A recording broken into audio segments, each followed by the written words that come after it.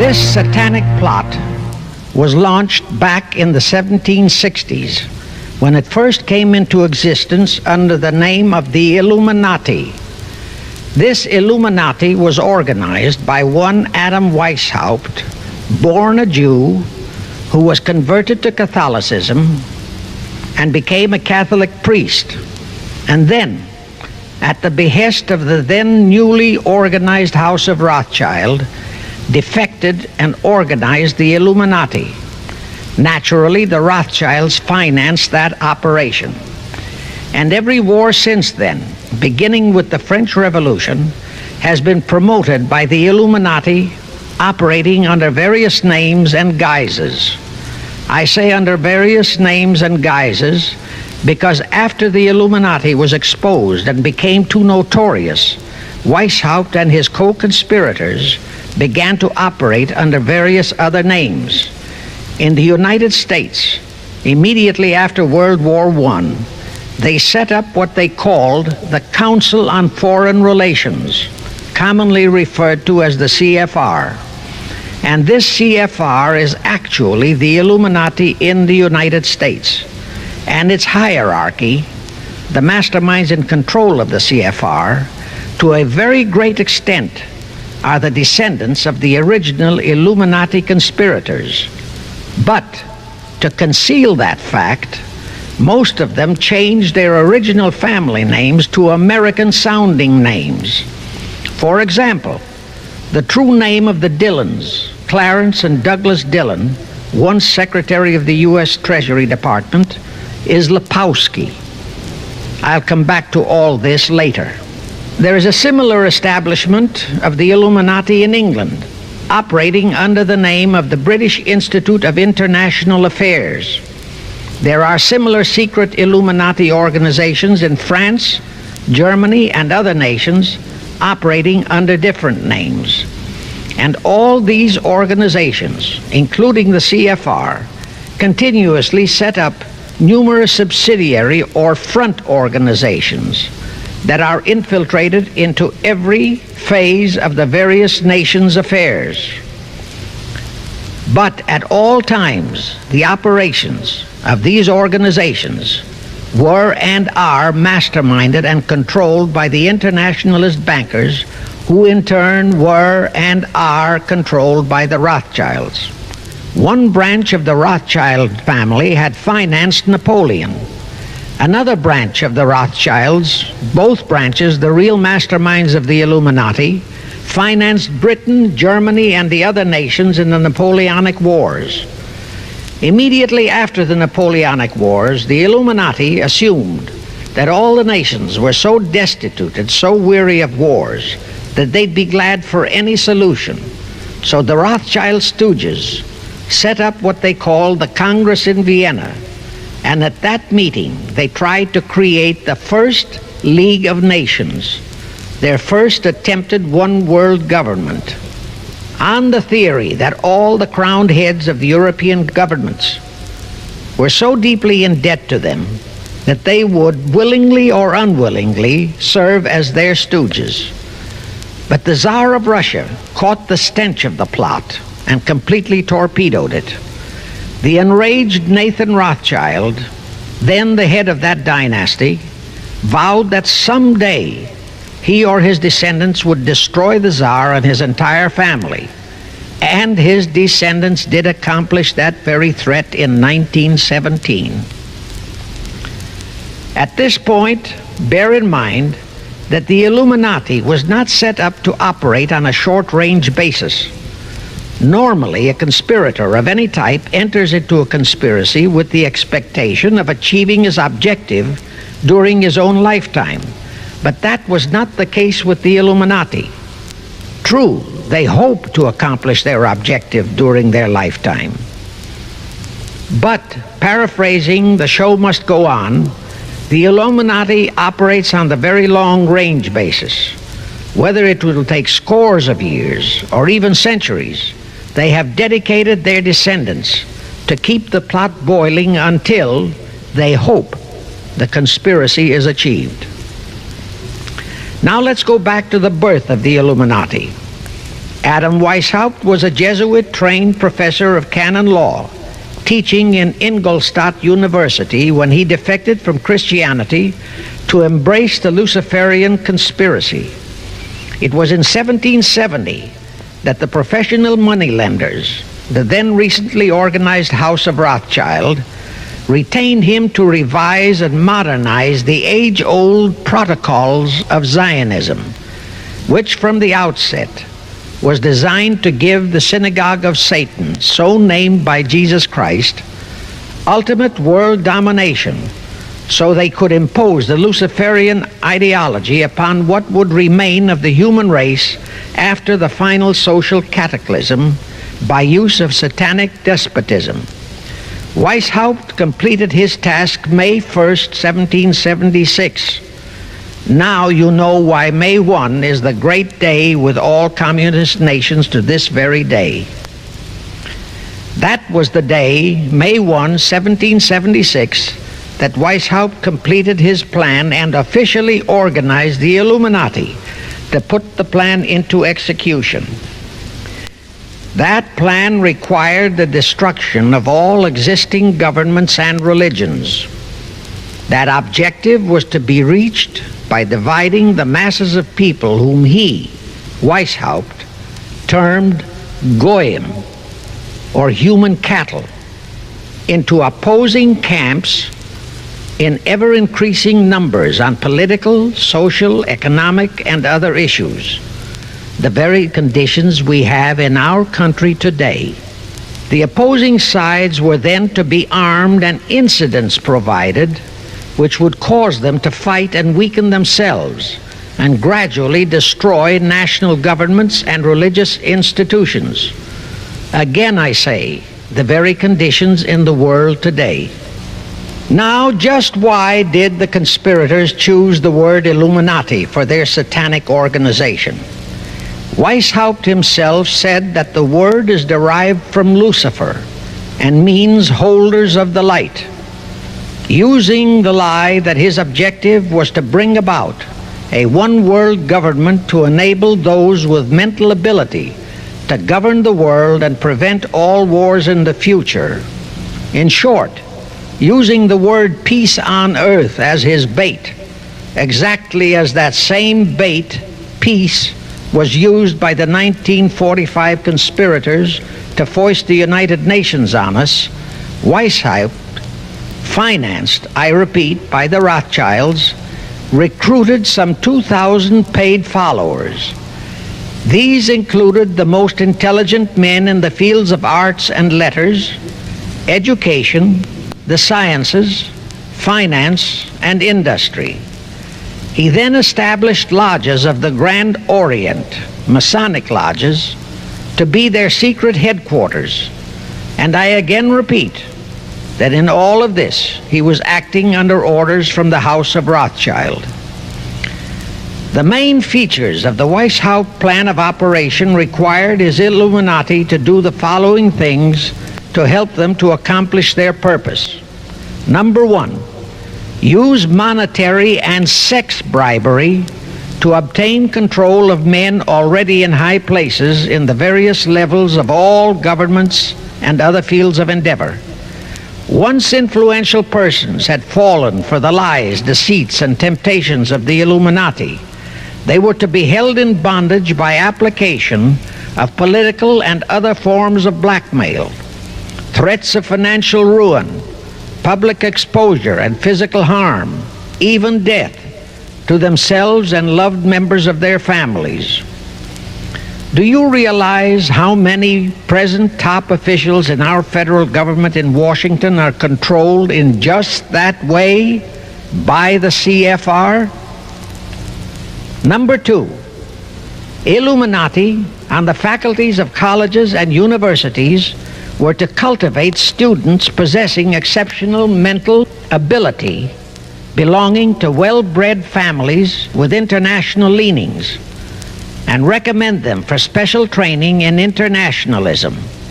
Such training was to be provided by granting scholarships to those selected by the Illuminists. That gives you an idea what a Rhodes Scholarship means. It means indoctrination into accepting the idea that only a one-world government can put an end to recurring wars and strife. That's how the United Nations was sold to the American people. All such scholars were to be first persuaded and then convinced that men of special talent and brains have the right to rule those less gifted on the ground that the masses don't know what is best for them physically, mentally, and spiritually. Number 3, all influential people trapped into coming under the control of the Illuminati, plus the students who had been specially educated and trained, were to be used as agents and placed behind the scenes of all governments as experts and specialists, so they would advise the top executives to adopt policies which would, in the long run, serve the secret plans of the Illuminati one world conspiracy and bring about the destruction of the governments and religions they were elected or appointed to serve.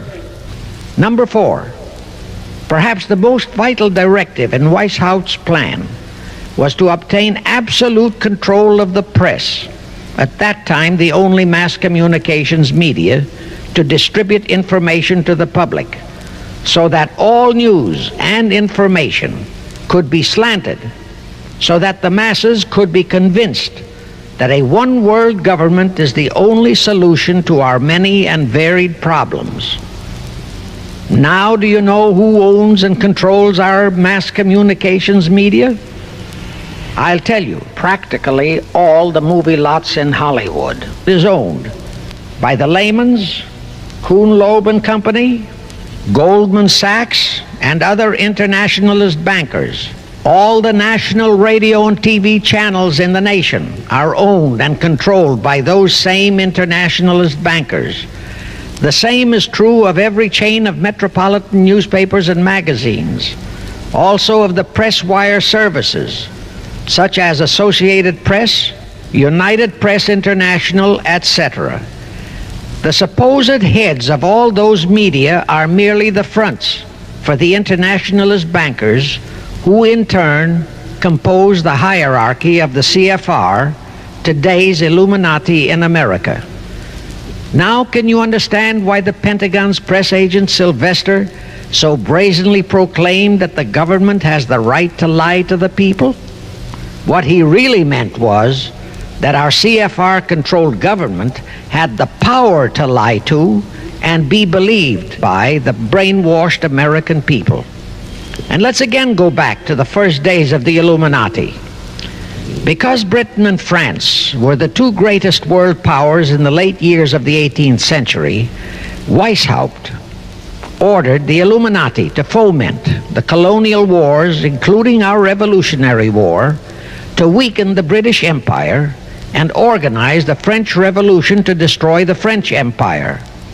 He scheduled the French Revolution to start in 1789. However, in 1784, a true act of God placed the Bavarian government in possession of evidence which proved the existence of the Illuminati, and that evidence could have saved France if they, the French government, hadn't refused to believe it. Here is how that act of God happened. It was in 1874 that Weishaupt issued his orders for the French Revolution. A German writer named Zwack put it into book form. It contained the entire Illuminati story and Weishaupt's plans. A copy of this book was sent to the Illuminists in France, headed by Robespierre, whom Weishaupt had delegated to foment the French Revolution. The courier was struck and killed by lightning as he rode through Ralston on his way from Frankfurt to Paris. The police found the subversive documents on his body and turned them over to the proper authorities. After careful study of the plot, the Bavarian government ordered the police to raid Weishaupt's newly organized lodges of the Grand Orient and the homes of his most influential associates, All additional evidence thus discovered convinced the authorities the documents were genuine copies of the conspiracy by which the Illuminati planned to use wars and revolutions to bring about the establishment of a one-world government, the powers of which they, headed by the Rothschilds, intended to usurp as soon as it was established, exactly in line with the United Nations plot of today. In 1785, the Bavarian government outlawed the Illuminati and closed the lodges of the Grand Orient. In 1786, they published all the details of the conspiracy. The English title of that publication is The Original Writings of the Order and Sect of the Illuminati. Copies of the entire conspiracy were sent to all the heads of church and state in Europe. But the power of the Illuminati, which was actually the power of the Rothschilds, was so great that this warning was ignored. Nevertheless, Illuminati became a dirty word, and it went underground. At the same time, Weishaupt ordered Illuminists to infiltrate into the lodges of Blue Masonry and form their own secret societies within all secret societies. Only Masons who proved themselves internationalists and those whose conduct proved they had defected from God were initiated into the Illuminati. Thenceforth, the conspirators donned the cloak of philanthropy and humanitarianism to conceal their revolutionary and subversive activities. In order to infiltrate into Masonic lodges in Britain, Weishaupt invited John Robison over to Europe. Robison was a high-degree Mason in the Scottish Rite. He was a professor of natural philosophy at Edinburgh University and secretary of the Royal Society of Edinburgh. Robison did not fall for the lie that the objective of the Illuminati was to create a benevolent dictatorship, but he kept his reactions to himself so well that he was entrusted with a copy of Weishaupt's revised conspiracy for study and safekeeping. Anyway, because the heads of state and church in France were deluded into ignoring the warnings given them, the revolution broke out in 1789 as scheduled by Weishaupt. In order to alert other governments to their danger, in 1798 Robison published a book entitled Proof of a Conspiracy to Destroy All Governments and Religions. But his warnings were ignored, exactly as our American people have been ignoring all warnings about the United Nations and the Council on Foreign Relations, the CFR. Now here is something that will stun and very likely outrage many who hear this, but there is documentary proof that our own Thomas Jefferson and Alexander Hamilton became students of Weishaupt's. Jefferson was one of Weishaupt's strongest defenders when he was outlawed by his government. And it was Jefferson who infiltrated the Illuminati into the then newly organized lodges of the Scottish Rite in New England. Here is the proof. In 1789, John Robison warned all Masonic leaders in America that the Illuminati had infiltrated into their lodges. And on July 19, 1789, David Papin, president of Harvard University, issued the same warning to the graduating class and lectured them on the influence Illuminism was acquiring on American politics and religion. And to top it off, John Quincy Adams, who had organized the New England Masonic lodges, issued his warnings. He wrote 3 letters to Colonel William L. Stone, a top Mason, in which he exposed how Jefferson was using Masonic lodges for subversive, Illuministic purposes. Those 3 letters are at this very time in Rittenberg Square Library in Philadelphia. In 1826, one Captain William Morgan decided it was his duty to inform all Masons and the general public what the full truth was regarding the Illuminati, their secret plans and intended objectives, also revealed the identities of the masterminds of the conspiracy. The Illuminati promptly tried Morgan in absentia and convicted him of treason. They ordered one Richard Howard, an English Illuminist, to carry out their sentence of execution as a traitor. Morgan was warned and he tried to escape to Canada, but Howard caught up with him near the border, near the Niagara Gorge to be exact, where he murdered him. This was verified in a sworn statement made in New York by one Avery Allen to the effect that he heard Howard render his report of the execution to a meeting of Knights Templars in St. John's Hall, New York. He also told how arrangements had been made to ship Howard back to England. That Allen affidavit is on record in New York City archives. Very few Masons and very few of the general public know that general disapproval over that incident of murder caused approximately half of all the Masons in the northern jurisdiction of the United States to secede. Copies of the minutes of the meeting held to discuss that matter are still in existence in safe hands, and that all that secrecy emphasizes the power of the masterminds of the Illuminati to prevent such terrible events of history from being taught in our schools. The Rothschilds decided that to keep the plot alive, they'd have to do it by heightening their control of the money systems of the European nations. Earlier, by a ruse, the outcome of the Battle of Waterloo had been falsified. Rothschild had spread a story that Napoleon had won that battle. That had precipitated a terrific panic on the stock market in England. All stocks had plummeted down to practically zero, and Nathan Rothschild bought all the stocks for virtually a penny on its dollar values. That gave him complete control of the economy of Britain and virtually of all Europe. So immediately after that Congress in Vienna had boomeranged, Rothschild forced Britain to set up a new Bank of England, which he absolutely controlled.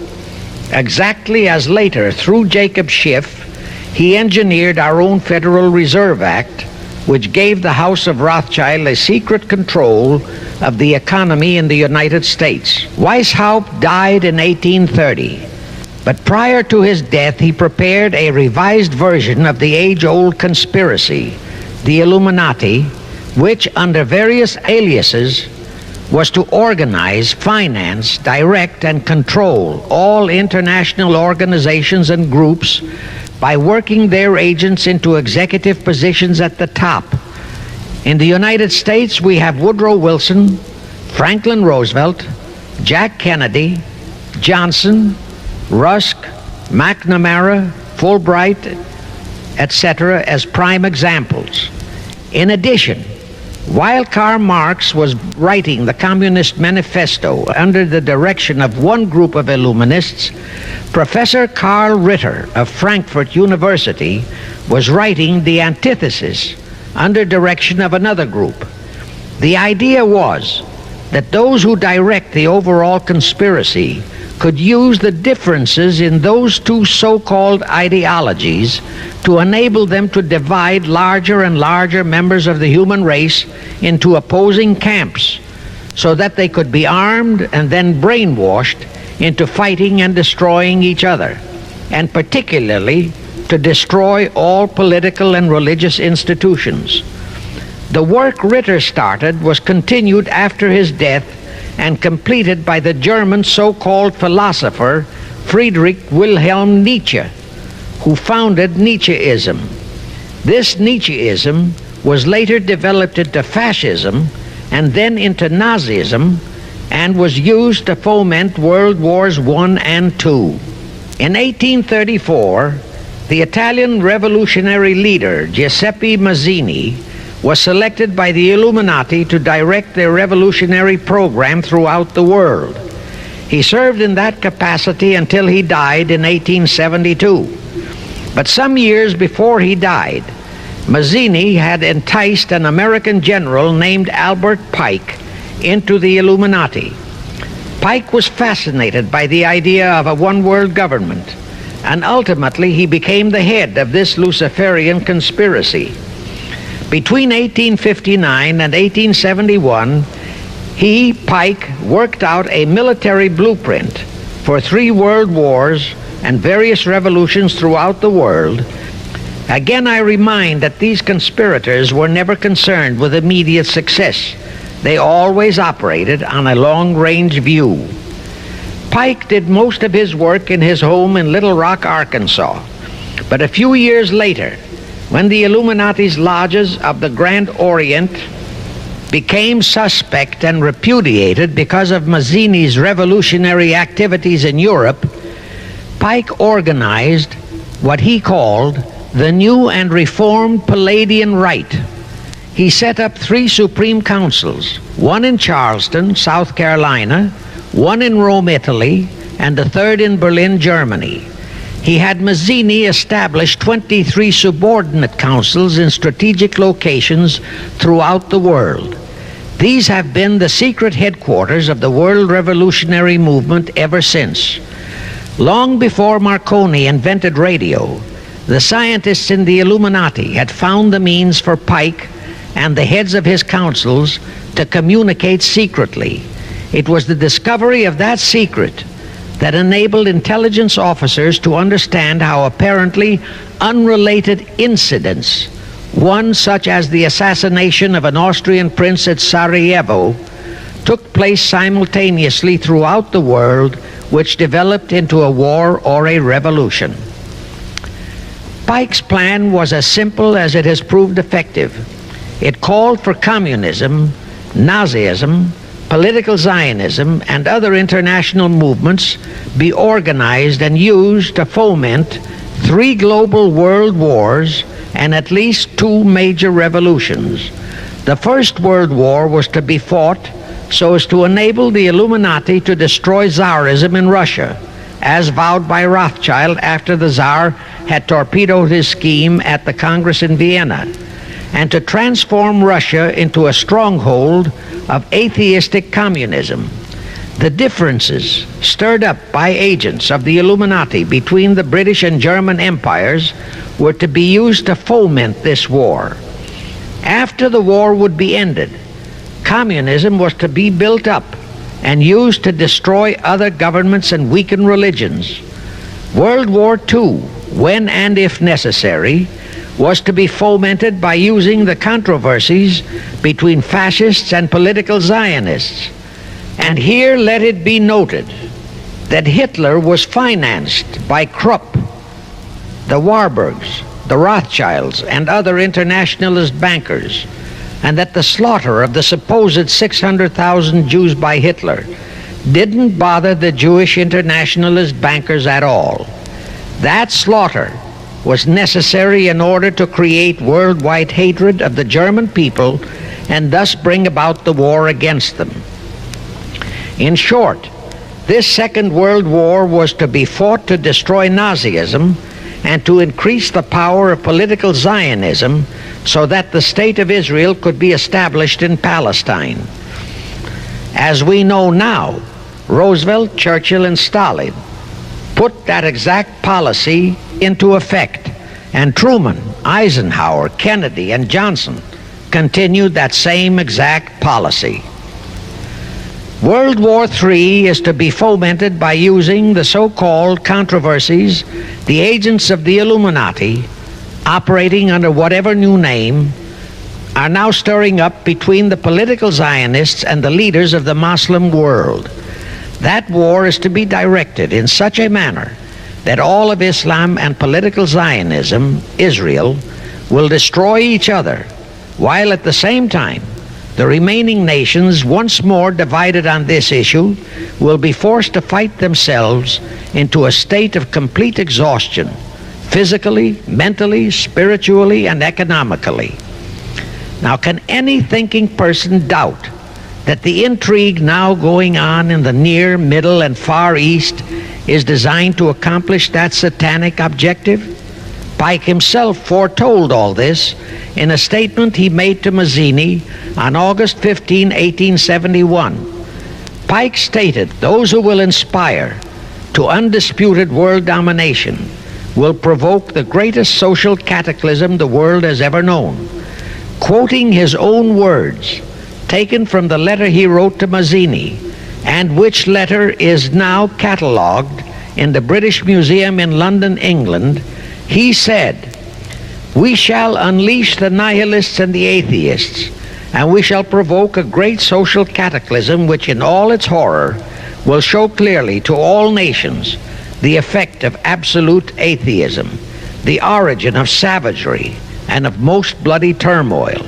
Then everywhere the people forced to defend themselves against the world minority of revolutionaries will exterminate those destroyers of civilization, and the multitudes disillusioned with Christianity, whose deistic spirits will be from that moment on without direction and leadership, and anxious for an ideal but without knowledge where to send its adoration, will receive the true light through the universal manifestation of the pure doctrine of Lucifer, brought finally out into public view, a manifestation which will result from a general reactionary movement which will follow the destruction of Christianity and atheism, both conquered and exterminated at the same time." When Mazzini died in 1872, Pike made another Italian revolutionary leader named Adrian Lemmy his successor. Lemmy, in turn, was succeeded by Lenin and Trotsky, then by Stalin. The revolutionary activities of all those men were financed by British, French, German, and American international bankers, all of them dominated by the House of Rothschild. We are supposed to believe that the international bankers of today, like the money changers of Christ's day, are only the tools or agents of the great conspiracy, but actually they are the masterminds behind all of it. While the general public has been brainwashed by all the mass communications media, the actual fact is that both British and American intelligence officers have authentic documentary evidence that international liberals operating through their international banking houses, particularly the House of Rothschild, have financed both sides in every war and revolution since 1776. Those who today comprise the conspiracy, the CFR in the United States, direct our governments, whom they hold in usury through such methods as the Federal Reserve System in America, to fight wars such as Vietnam, created by the United Nations, so as to further Pike's Illuminati plans to bring the world to that stage of the conspiracy. The headquarters of the great conspiracy in the late 1700s was in Frankfurt, Germany, where the House of Rothschild had been established by Mayer Anschelm, who adopted the Rothschild name and linked together other international financiers who had literally sold their souls to the devil. After the Bavarian government's exposure in 1786, the conspirators moved their headquarters to Switzerland, then to London. Since World War II, after Jacob Schiff, the Rothschild's boy in America, died, the headquarters of the American branch has been in the Harold Pratt Building, New York, and the Rockefellers, originally protégés of Schiff, have taken over the manipulation of finances in America for the Illuminati. In the final phases of the conspiracy, the one world government will consist of the king dictator, head of the United Nations, the CFR, and a few billionaires, economists, and scientists who have proved their devotion to the great conspiracy. All others are to be integrated into a vast conglomeration of mongrelized humanity, actually slaves. Now let me show you how our federal government and the American people have been sucked into the one world takeover plot of the Illuminati great conspiracy. And always bear in mind that the United Nations was created to become the housing for that one world so-called liberal conspiracy. The real foundations of the plot for the takeover of the United States were laid during the period of our Civil War. Not that Weishaupt and the earlier masterminds had ever overlooked the New World. As I have previously indicated, Weishaupt had his agents planted over here as far back as the Revolutionary War. But George Washington was more than a match for them. It was during the Civil War that the conspirators launched their first concrete efforts. We know that Judah Benjamin, chief advisor of Jefferson Davis, was a Rothschild agent. We also know that there were Rothschild agents planted in Abraham Lincoln's cabinet who tried to sell him into a financial dealing with the House of Rothschild. But old Abe saw through the scheme and bluntly rejected it, thereby incurring the undying enmity of the Rothschilds, exactly as the Russian Tsar did when he torpedoed their first League of Nations at the Congress in Vienna. Investigation of the assassination of Lincoln revealed that the assassin, Booth, was a member of a secret conspiratorial group. Because there were a number of highly important government officials involved, the name of the group was never revealed, and it became a mystery, exactly as the assassination of Jack Kennedy still is a mystery. The ending of the Civil War destroyed, temporarily, all chances of the House of Rothschild to get a clutch on our money system, such as they had acquired in Britain and other nations in Europe. I say temporarily because the Rothschilds and the masterminds of the conspiracy never quit. So they had to start from scratch, but they lost no time in getting started. Shortly after the Civil War, a young immigrant who called himself Jacob H. Schiff arrived in New York. Jacob was a young man with a mission for the House of Rothschild. Jacob was the son of a rabbi, born in one of Rothschild's houses in Frankfurt, Germany. I won't go deeply into his background. The important point is that Rothschild recognized in him not only a potential money wizard, but more important, he also saw the latent Machiavellian qualities in Jacob that could, as it did, make him an invaluable functionary in the great one-world conspiracy. After a comparatively brief training period in the Rothschilds' London bank, Jacob left for America with instructions to buy into a banking house, which was to be the springboard to acquire control of the money system of the United States. Actually, Jacob came here to carry out 4 specific assignments. Number 1, and most important, was to acquire control of America's money system. Number 2, find desirable men who, for a price, would be willing to serve as stooges for the great conspiracy and promote them into high places in our federal government, our Congress, in the U.S. Supreme Court, and all federal agencies. Number 3, create minority group strife throughout the nations, particularly between whites and blacks. Number 4, create a movement to destroy religion in the United States, but Christianity to be the chief target. Now, the vast majority of the American people think that the Federal Reserve System is a United States government-owned agency.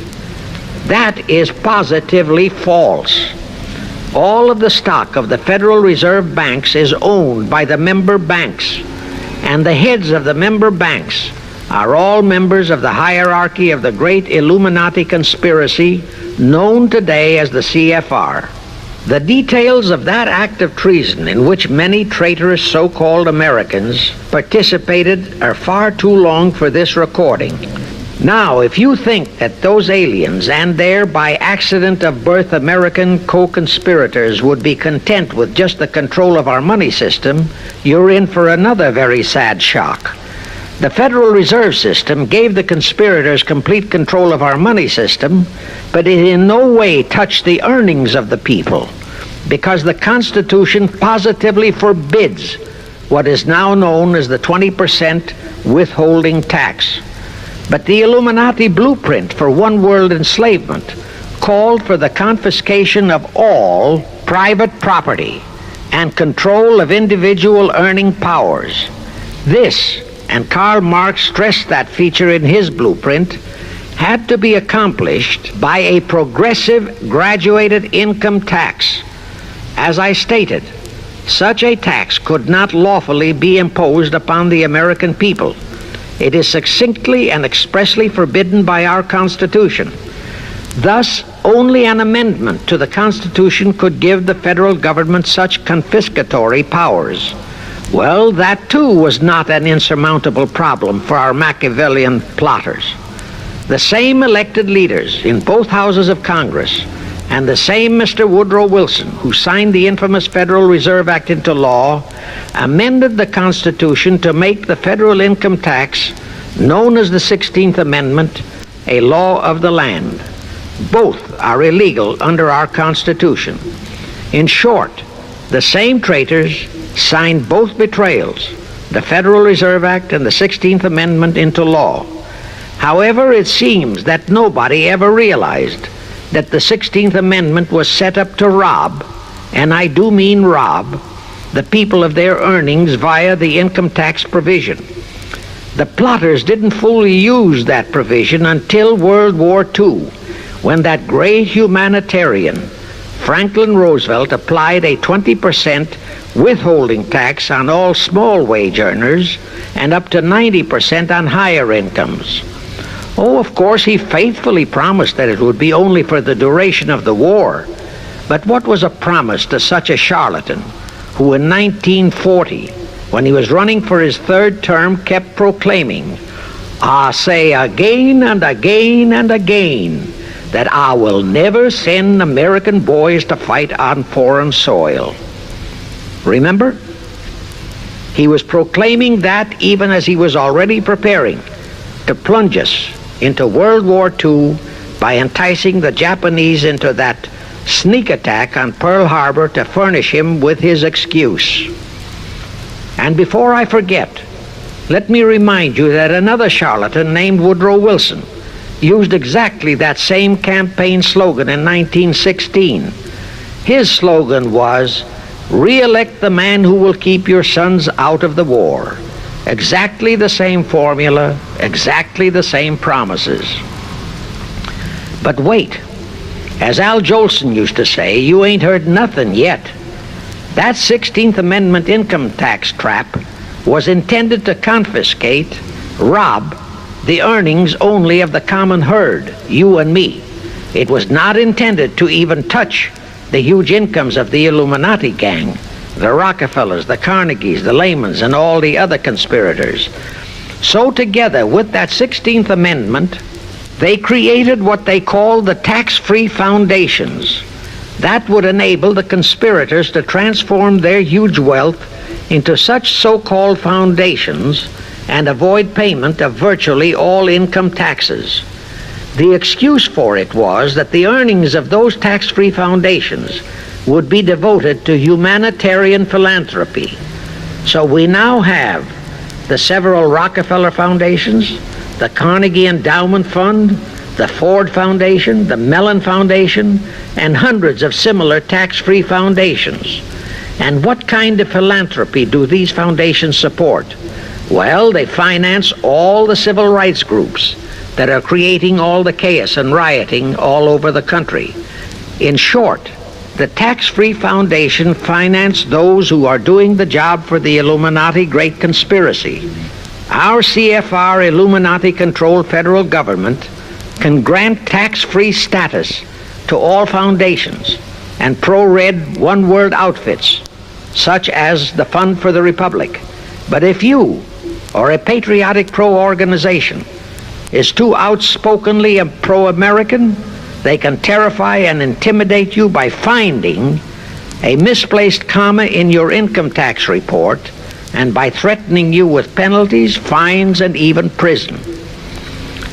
Future historians will wonder how the American people could have been so naive and stupid as to have permitted such audaciously brazen acts of treason as the Federal Reserve Act and the 16th Amendment. Well, they were not naive and they were not stupid. The answer is they trusted the men they elected to safeguard our country and our people. And they just didn't have even an inkling about either betrayal until after each one had been accomplished. It was the Illuminati-controlled mass communications media that kept and is keeping our people naive and stupid and unaware of the treason being committed. Now the great question is, when will the people wake up and do to our traitors of today what George Washington and our founding fathers would have done to Benedict Arnold? Actually, Benedict Arnold was a petty traitor compared to our present traitors in Washington. Now let's go back to the events that followed the rape of our Constitution by the passage of the Federal Reserve Act of the 16th Amendment. With Wilson completely under their control, the masterminds of the Great Conspiracy put in motion their next and what they hoped would be their final steps to achieve their one world government. The first of those steps was to be World War I. Why war? Simple. The only excuse for a one-world government is that it will supposedly ensure peace. The only thing that can make people cry for peace is war. War brings chaos, destruction, exhaustion, to winner as well as to loser. It brings economic ruin to both. Most important, it destroys the flower of the young manhood of both. To the saddened and heartbroken oldsters, the mothers and fathers, who are left with nothing but memories of their beloved sons, peace becomes worth any price. And that is the emotion upon which the conspirators depend for the success of their satanic plot. Throughout the 19th century, from 1814 to 1914, the world as a whole was at peace. Such wars as the Franco-Prussian, our own Civil War, the Russo-Japanese War, were what might be termed local disturbances that did not affect the rest of the world. All the great nations were prosperous, the peoples staunchly nationalistic and fiercely proud of their sovereignties. It was utterly unthinkable that the French and the German peoples would be willing to live under a one-world government, or the Turks and the Russians, or the Chinese and the Japanese. Even more unthinkable that a Kaiser Wilhelm or a Franz Joseph or a Tsar Nicholas or any monarch would willingly and meekly surrender his throne to a one-world government. But bear in mind that the peoples in all nations are the real power, and only one thing, war, could make the peoples yearn and clamor for a peace-ensuring one-world government. But it would have to be a frightful and horribly devastating war. It could not be just a local disturbing war between just two nations. It would have to be a world war. No major nation must be left untouched by the horrors and devastation of such a war. The cry for peace must be made universal. Actually, that was the format set by the Illuminati and Nathan Rothschild at the turn of the 19th century. They first maneuvered all of Europe into the Napoleonic Wars. Then the Congress in Vienna, which they, and particularly Rothschild, planned to transform into a League of Nations, which was to have been the housing for their one-world government, exactly as the present United Nations was set up to be the housing for the forthcoming, God forbid, one-world government. Anyway, that was the format the House of Rothschild and Jacob Schiff decided to employ to achieve their objective in 1914. Of course, they knew that that same format had failed in 1814, but they theorized that was only because the Tsar of Russia had torpedoed that scheme. Well, the present 1914 conspirators would eliminate that 1814 fly in the ointment. They'd make sure that after the New World War, they were conspiring, there'd be no Tsar of Russia around to throw monkey wrenches into the machinery. History records that World War I was precipitated by a trivial incident The kind of incident both Weishaupt and Albert Pike had incorporated in their blueprints. That incident was the assassination of an Austrian archduke, arranged by the Illuminati masterminds. The war followed. It involved Germany, Austria-Hungary, and their allies, so-called the Axis powers, against France, Britain, and Russia, called the Allies. Only the United States was not involved during the first 2 years. By 1917, the conspirators had achieved their primary objective. All of Europe was in a state of destitution. All the peoples were war-weary and crying for peace. And the outcome, too, was all set. It was to come as soon as the United States would be hurled in on the side of the Allies. And that was all set to happen immediately after Wilson's re-election. After that, there could be only one outcome: complete victory for the Allies. When Wilson was campaigning for re-election in 1916, his chief appeal was, "Re-elect the man who will keep your sons out of the war." But during that same campaign, the Republican Party publicly charged that Wilson had long committed himself to throw us into the war. They charged that if he would be defeated, he would accomplish that act during his few remaining months in office. But if re-elected, he would hold off until after re-election. But at that time, the American people looked upon Wilson as a god-man. Well, Wilson was re-elected, and as per the schedule of the conspirators, he hurled us into the war in 1917. He used the sinking of the Lusitania as an excuse, a sinking which also was prearranged. Roosevelt, also a god-man in the eyes of the American people, followed the same technique in 1941 when he used the prearranged Pearl Harbor attack as his excuse for hurling us into World War II. Now, exactly as the conspirators planned, victory for the Allies would eliminate all the monarchs of the defeated nations and leave all their peoples leaderless, confused, bewildered, and perfectly conditioned for the one-world government the great conspiracy intended would follow. But there still would be an obstacle, the same obstacle that had balked the Illuminati and Rothschild at that Congress in Vienna peace gathering after the Napoleonic Wars. Russia would be on the winning side this time, as it was in 1814. Therefore, the Tsar would be securely on his throne. Here it is pertinent to note that Russia, under the Tsarist regime, had been the one country in which the Illuminati had never made any headway, nor had the Rothschilds ever been able to infiltrate their banking interests. Thus, a winning Tsar would be more difficult than ever to cope with. Even if he could be enticed into a so-called League of Nations, it was a foregone conclusion that he would never, but never go for a one-world government. So even before the outbreak of World War I, the conspirators had a plan in the making to carry out Nathan Rothschild's vow of 1814 to destroy the Tsar and also murder all possible royal heirs to the throne. And it would have to be done before the close of the war, and the Russian Bolsheviki were to be their instruments in this particular plot. From the turn of the century, the chiefs of the Bolsheviki were Nikolai Lenin, Leon Trotsky, and later Joseph Stalin. Of course, those were not their true family names. Prior to the outbreak of the war, Lenin headquartered in Paris. After the outbreak, Switzerland became his haven. Trotsky's headquarters were on the Lower East Side in New York, largely the habitat of Russian Jewish refugees. Both Lenin and Trotsky were similarly bewhiskered and unkempt. In those days, that was the badge of Bolshevism. Both lived well, yet neither had a regular occupation. Neither had any visible means of support, yet both always had plenty of money. All those mysteries were solved in 1917. Right from the outset of the war, strange and mysterious goings-on were taking place in New York.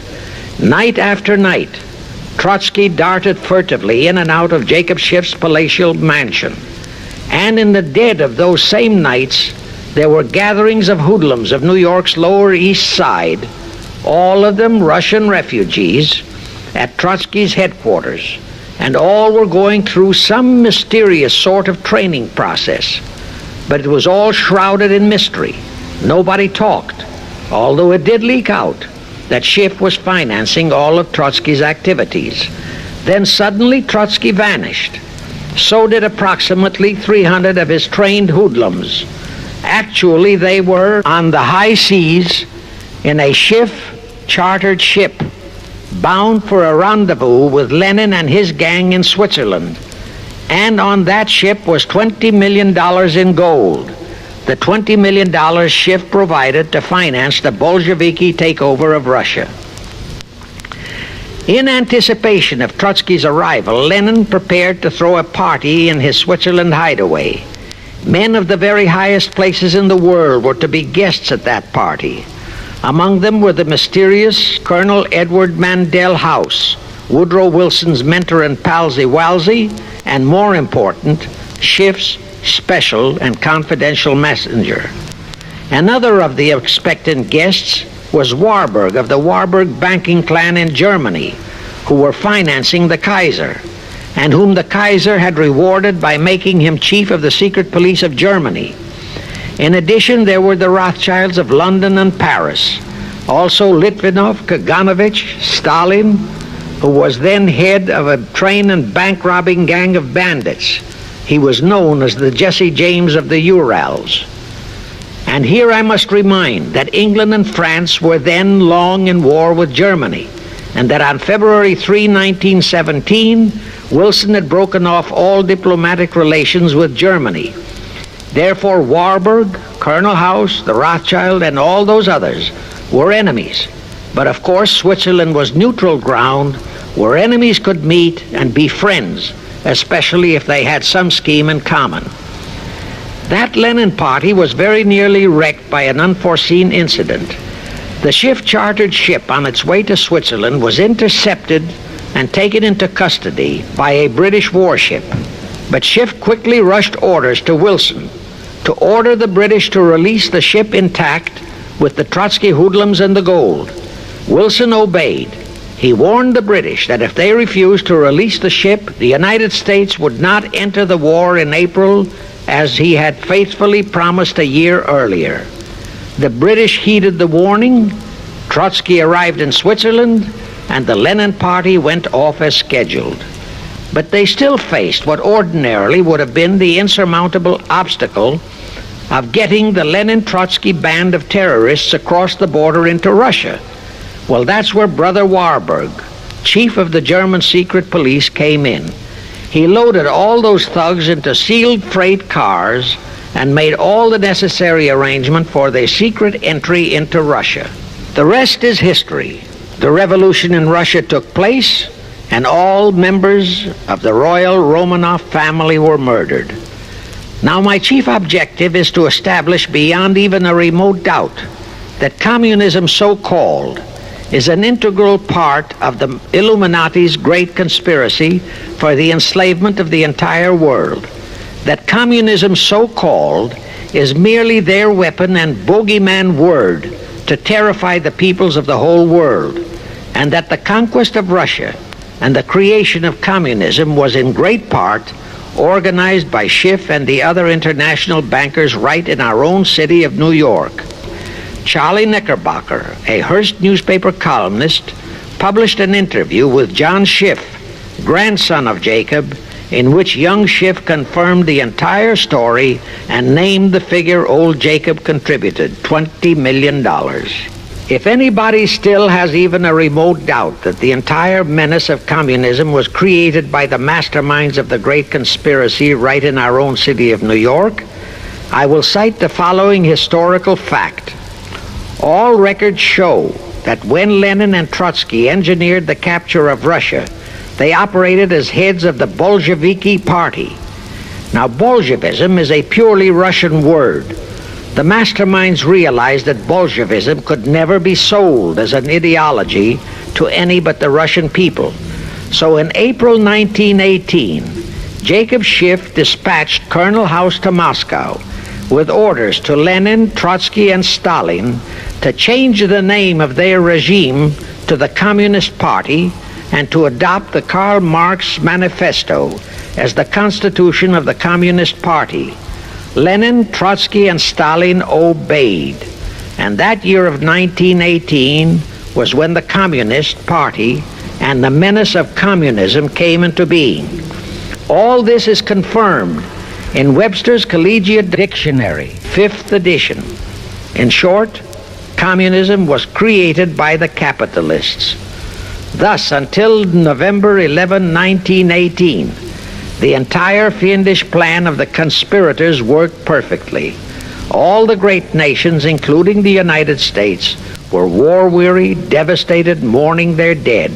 Peace was the great universal desire.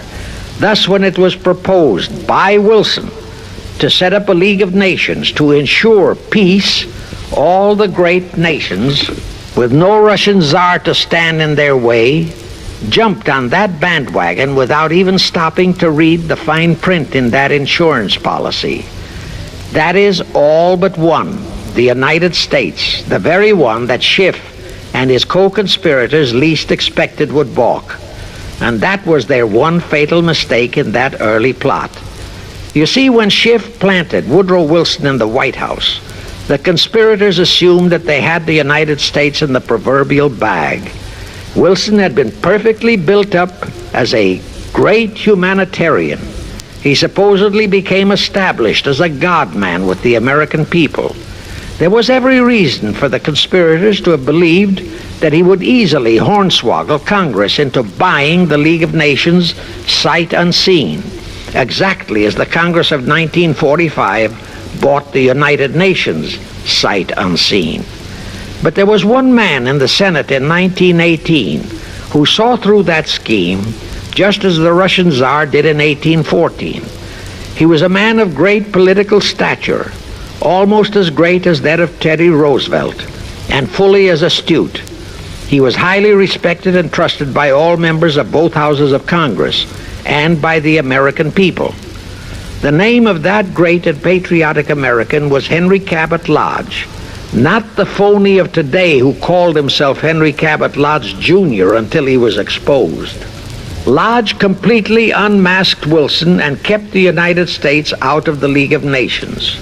Here it becomes of great interest to know the real reason for the Wilson League of Nations flop. As I previously stated, Schiff was sent to the United States to carry out 4 specific assignments. Number 1 and most important was to acquire complete control of the U.S. money system. Number 2, as outlined in the original Weishaupt Illuminati blueprint, he was to find the right kind of men to serve as stooges for the great conspiracy and promote them into the highest offices in our federal government, our Congress, our U.S. Supreme Court, and all federal agencies, such as the State Department, the Pentagon, the Treasury Department, etc. Number 3, destroy the unity of the American people by creating minority group strife throughout the nation, especially between the whites and blacks as outlined in Israel Cohen's book. Number 4, create a movement to destroy religion in the United States, with Christianity to be the chief target or victim. In addition, he was strongly reminded of the imperative directive in the Illuminati blueprint to achieve full control of all mass communications media, to be used to brainwash the people into believing and accepting all of the maneuverings of the great conspiracy. Schiff was warned that only control of the press, at that time our only mass communications media, would enable him to destroy the unity of the American people. Now then, Schiff and his co-conspirators did set up the NAACP, the National Association for the Advancement of the Colored People, in 1909. And in 1913, he set up the Anti-Defamation League of the B'nai B'rith. Both were to create the necessary strife. But in the early years, the ADL operated very timidly, perhaps for fear of a pogrom-like action by an aroused and enraged American people. In addition, he, Schiff, was busy developing and infiltrating the stooges to serve in all high places in our Washington government, and in the job of acquiring control of our money system and the creation of the 16th Amendment. He also was very busy with the organizing of the plot for the takeover of Russia. In short, he was kept so busy with all those jobs that he completely overlooked the supreme job of acquiring complete control of our mass communications media. That oversight was the direct cause for Wilson's failure to lure the United States into the League of Nations, because when Wilson decided to go to the people to overcome the opposition of the Lodge-controlled Senate, despite his established but phony reputation as a great humanitarian, he found himself faced by a solidly united people and by a loyal press whose only ideology was Americanism and the American way of life. At that time, due to the ineptness and ineffectiveness of both the ADL and the NAACP, there were no organized minority groups, no Negro problems, no so-called anti-Semitic problem to sway the people's thinking. There were no lefts, there were no rights, no prejudices for crafty exploitations. Thus, Wilson's League of Nations appeals fell on deaf ears. The control of the press was assigned to Rockefeller. Thus, Henry Luce, who recently died, was financed to set up a number of national magazines, among them Life, Time, Fortune, and others, which publish USSR in America. The Rockefellers also directly or indirectly financed the Cowles Brothers Look magazine and a chain of newspapers. They also financed a man named Sam Newhouse to buy up and build a chain of newspapers all over the country. And the late Eugene Meyer, one of the founders of CFR, bought the Washington Post, Newsweek, the weekly magazine, and other publications. At the same time, CFR began to develop and nurture a new breed of scurrilous columnists and editorial writers, such as Walter Lippmann, Drew Pearson, the Alsops, Herbert Matthews, Irwin Canham, and others of that ilk, who called themselves liberals, who proclaimed that Americanism is isolationism, that isolationism is warmongerism, that anti-communism is anti-Semitism and racism. All that took time, of course, but today our entire press, except for some local small-town papers and weeklies published by patriotic organizations, is completely controlled by CFR stooges, and thus they finally succeeded in breaking us up into a nation of quarreling, wrangling, squabbling, hating factions. Now, if you still wonder about the slanted news and outright lies you read in your paper, you have the answer. To the Lehmans, Goldman Sachs, Kuhn Loeb, and the Warburgs, the CFR assigned the job of getting control of the motion picture industry, Hollywood, radio and television, and believe you me, they succeeded. If you still wonder about the strange propaganda broadcasts by the Ed Murrows, Chet Huntley, Howard K. Smith, Eric Severide, Drew Pearson, and others of that ilk, you have the answer. If you wonder about all the smut, sex, pornography, and mixed marriage films you see in your movie theater and on your TV set, all of which is demoralizing our youth, you have the answer. It tells in detail how the press, the movies, TV, and radio have been, and still are, used to brainwash the people, to demoralize our youth, and they have been and still are encouraging and creating sympathy for the rioting civil rights lawlessness. To the vast majority of the American people, our foreign policy for many years has been a complete enigma.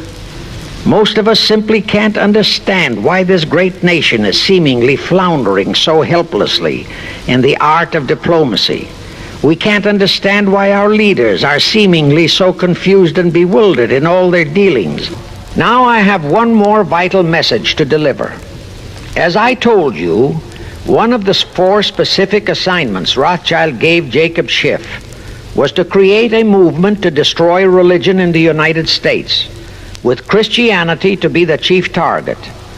For a very obvious reason, the Anti-Defamation League wouldn't dare to attempt it, because such an attempt could create the most terrible bloodbath in the history of the world, not only for the ADL and the conspirators, but for the millions of innocent Jews. Schiff turned that job over to Rockefeller for another specific reason. The destruction of Christianity could be accomplished only by those who are entrusted to preserve it, by the pastors, the men of the cloth. As a starter, John D. Rockefeller picked up a young so-called Christian minister by the name of Dr. Harry F. Ward, Reverend Ward, if you please. At that time, he was teaching religion at the Union Theological Seminary. Rockefeller found a very willing Judas in this reverend. Thereupon, in 1907, he financed him to set up the Methodist Foundation of Social Service. And Ward's job was to teach bright young men to become so-called ministers of Christ and to place them as pastors of churches. While teaching them to become ministers, the Reverend Ward also taught them how to very subtly and craftily preach to their congregations that the entire story of Christ is a myth, to cast doubts on the divinity of Christ, to cast doubts about the Virgin Mary. In short, to cast doubts on Christianity as a whole. It was not to be a direct attack, but much of it by crafty insinuation that was to be applied in particular to the youth in the Sunday schools. Remember Lenin's statement? Give me just one generation of youth and I'll transform the whole world. Then, in 1908, the Methodist Foundation of Social Service, which incidentally was America's first Communist Front organization, changed its name to the Federal Council of Churches. By 1950, the Federal Council of Churches was becoming very suspect. So in 1950, they changed the name to the National Council of Churches. Do I have to tell you more about how this National Council of Churches is deliberately destroying faith in Christianity? I don't think so. But this I will tell you. If you are a member of any congregation whose pastor and church are members of this Judas organization, your contributions are helping the Illuminati's plot to destroy religion and your faith in God and Jesus Christ. Thus you are deliberately delivering your children to be indoctrinated with disbelief in God and church, and which can easily transform them into atheists. Find out immediately if your church is a member of the National Council of Churches, and for the love of God and your children, if it is, withdraw from it at once. However, let me warn you, that same destroy religion process has been infiltrated into other denominations. But of course, there are many individual churches and pastors who are honest and sincere. Find one such for yourself and for your children.